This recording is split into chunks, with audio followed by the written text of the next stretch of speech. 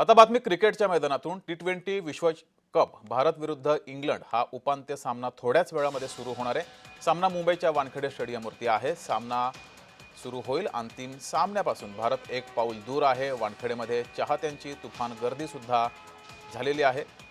थोड्याच वेळात या सामन्याला सुरुवात होईल। भारत विरुद्ध इंग्लंड असा हा उपांत्य सामना आहे।